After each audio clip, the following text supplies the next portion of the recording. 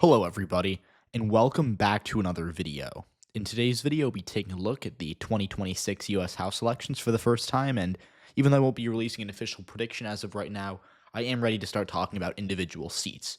In today's video, I thought I'd begin maybe a little series for 2026. We'll see if I can keep this going. Just looking at a handful of seats that I think are in a certain category. And today's video is going to be 7 seats that I think are on the flip list. These are seats that I think are actually, as of right now, more likely than not to flip in 2026. The majorities of these seats are going to be flips from the Republican Party, the Democratic Party, but I do have one seat that I think, just putting on the list just for fun, kind of, that I think could very well go from blue to red.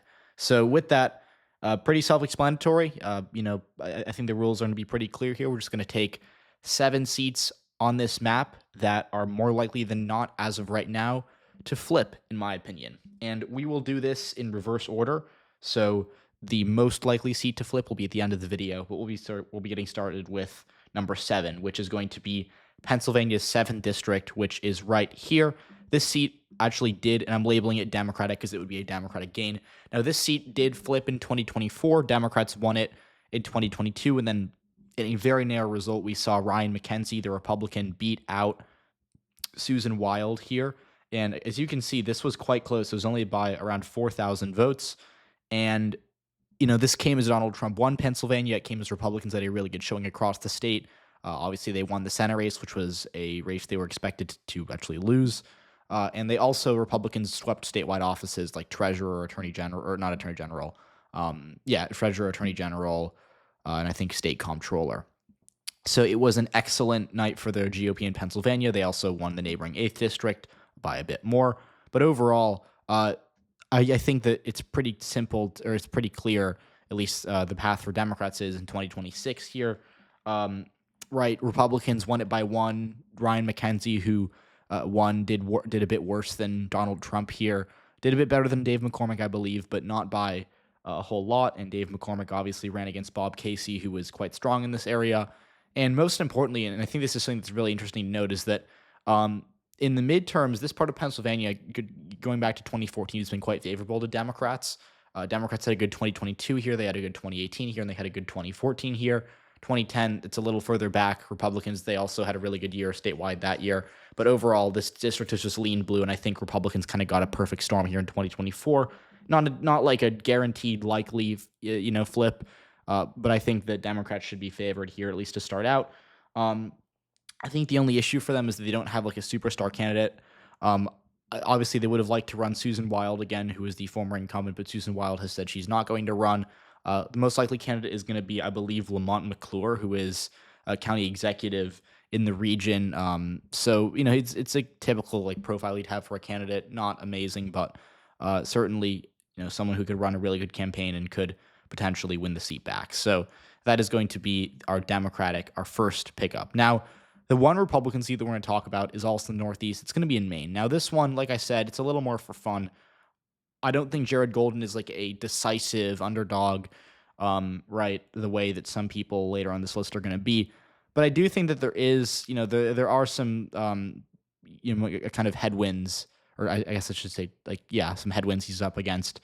They wouldn't be tailwinds because they'd be boosting him, I guess. But maybe headwinds that he's up against would be, the fact that Susan Collins, who is the strongest Republican statewide in Maine and has been for the well over 2 decades, probably is running for re-election this year. She's obviously not running against Sherrod Golden, but the fact that she's at the top of the ticket statewide could boost Republicans here. The last time she was on the ticket, Sherrod Golden had a bit of an underperformance. He was supposed to win by 10 points in 2020. He only won by about 2, I believe.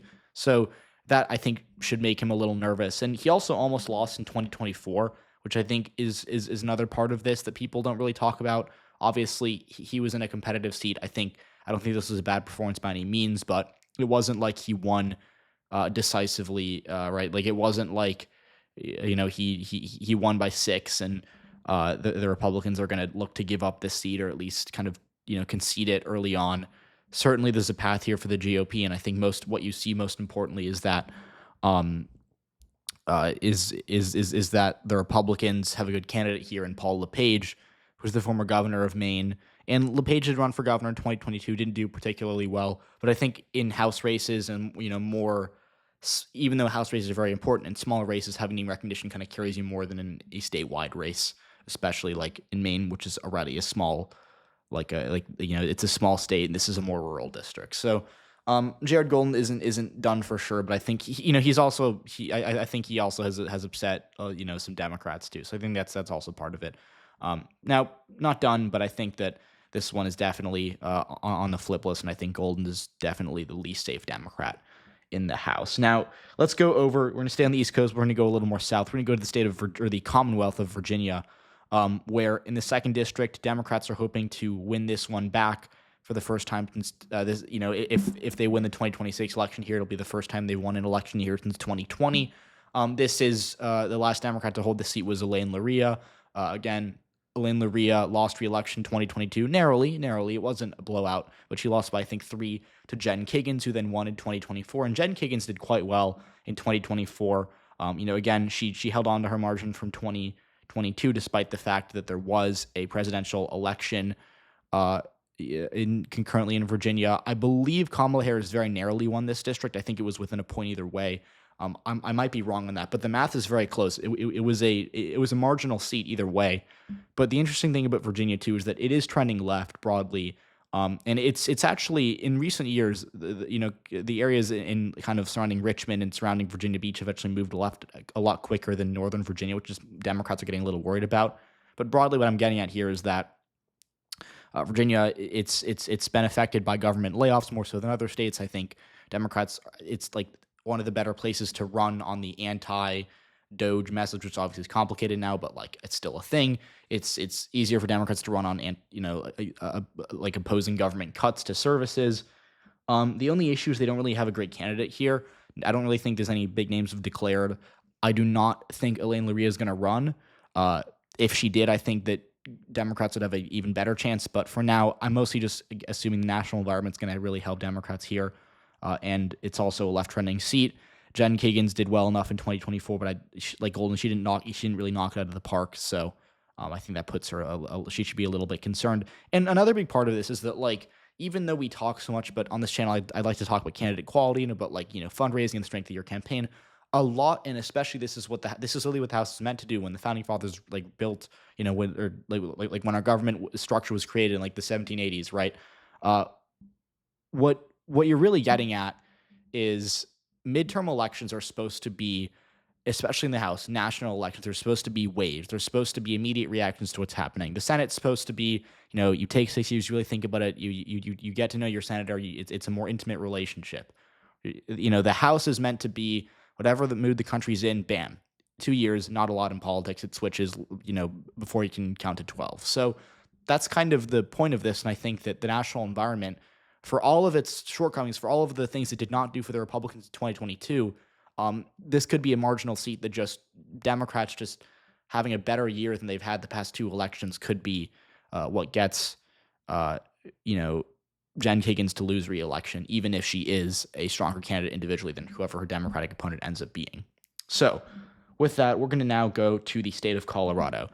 Colorado, I think, is interesting. It's been really good for Democrats in the past couple of midterms, and I'm going to put the 8th district on the flip list here. Democrats have a number of candidates running. The main two are going to be, I believe, Dave Young and Yadira Caraveo. Dave Young is the treasurer of Colorado, and as you can see here, Yadira Caraveo is the former congresswoman from this district. She narrowly lost re-election in 2024 after winning in 2022.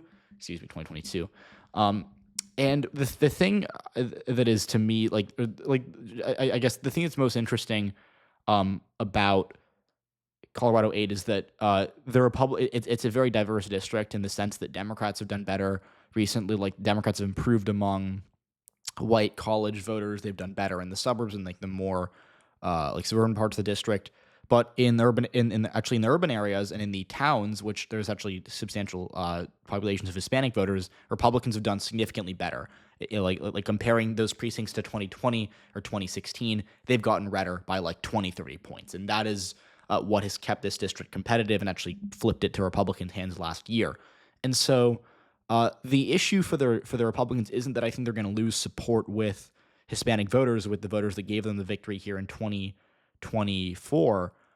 I just think that turnout, like the composition of this district, the Democratic electorate here, because it's more suburban, more wealthy, likely more college educated, is more likely to turn out. And we saw this in the midterms last time, where Democrats, even though they weren't didn't have a big numbers advantage in a couple of marginal districts, because their voters turned out at a higher rate than they were expected to, or than they would have historically, that helped them. And again, that's a complicated phenomenon because 2022 broadly the electorate was still quite Republican. And again, mostly what I mean by that is that the Republican Party as a whole turned out more. But in the closer districts, as the Democratic Party's gotten more suburban, more college educated, their propensity has gotten better. They have been able to turn out their voters at a higher rate, right? The 2022 Democratic coalition was a lot more, was a lot better positioned to do well in the midterm election than the 2014 Democratic coalition, just as an example. So that's a broader conversation that I've had many times on the channel that I think is incredibly interesting.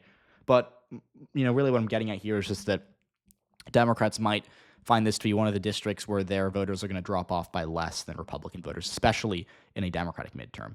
And now we're going to get into the ones that I think are really, really interesting and that I think are really, really, really deep on the flip list. And we're going to go to the Midwest, to a red state where a district could flip blue. Now, there's a couple candidates for this, but I think the best one by far is Iowa's 1st district. Now, Iowa's 1st district was incredibly close in 2024 to begin with.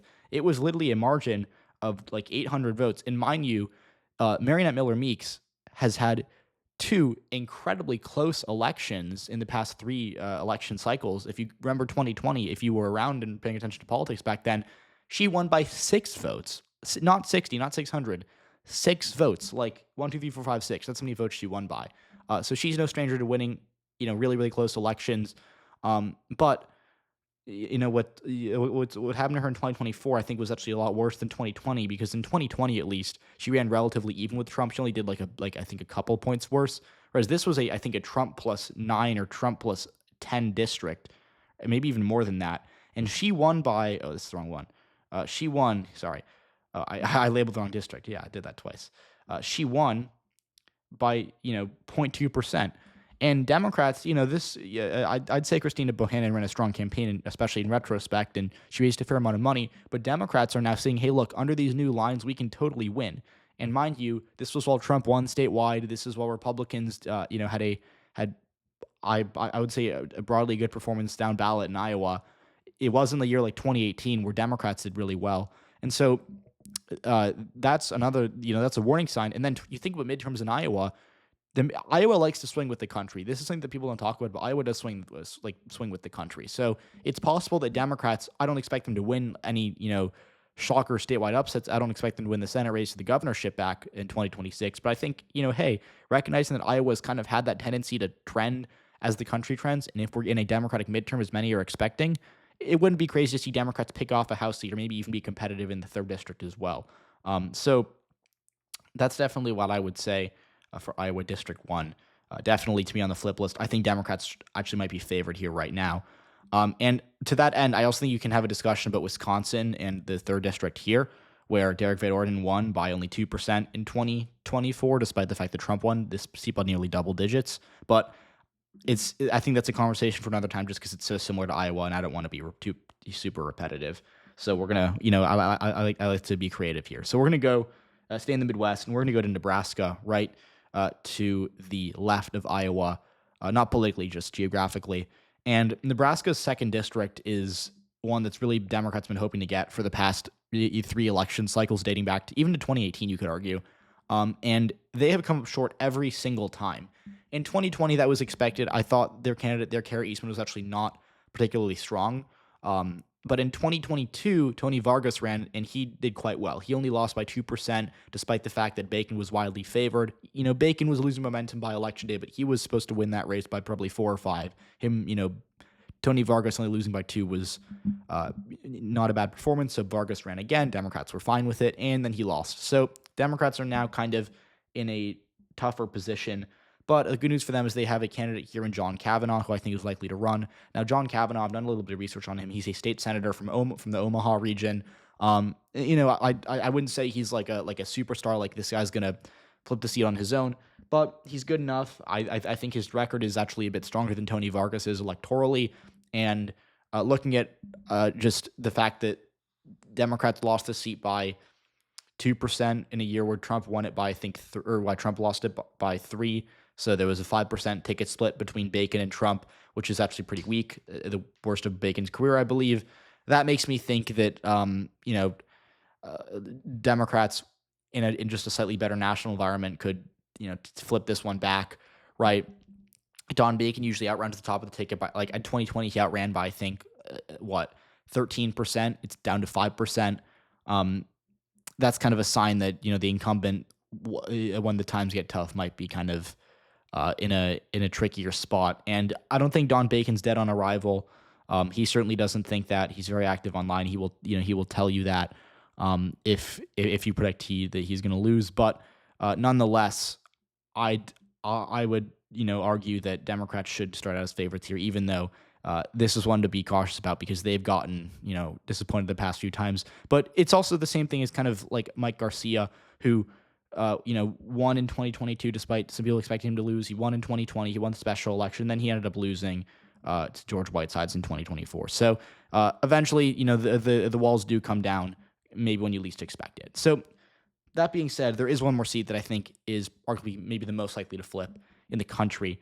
And I didn't want to be too obvious with with this one. So we're going to go to Pennsylvania. We're going to go to the 10th district, where in 2024, despite the fact that Trump won the seat by a couple of points, we had a very, very close race between, I think I can actually pull it up, between Janelle Stelson and Scott Perry. Now, Scott Perry has been the incumbent here for, a good amount of time, and he's never been that great of a performer. He's never really overperformed the top of the ticket by a ton historically. He didn't have a good 2022, and in 2024 against Janelle Stelson, he, very narrowly won. It was a 5,000 vote deal.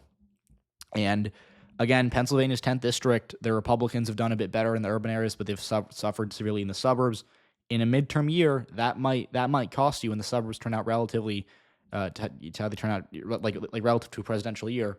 They turn out a bit more than the urban areas, or more accurately, their turnout drops by less than the urban areas.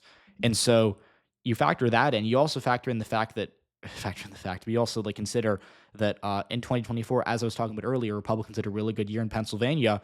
This is not at all an impressive performance, given the fact that Dave McCormick won, given the fact that Trump won by a point and a half, that Republicans won some statewide offices by as much as 5 or 6.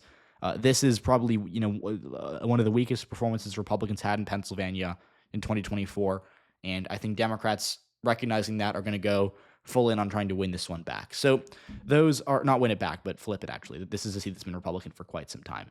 So those are my 7 districts. As you can see, they're mostly in the Midwest or in the East. Colorado's not in the Midwest by any stretch of the word, but that's the kind of our exception. And again, generally speaking, when you have a midterm, the party out of power is expected to make gains, but Republicans have a few good ones. I'll talk about those more in the future, but I think their best is Maine 2nd district. That being said, the rest of these, I think, more likely to go from red to blue. So let me know what you're expecting. Let me know what you think. Let me know what you want to see, and I'll talk to you all very soon.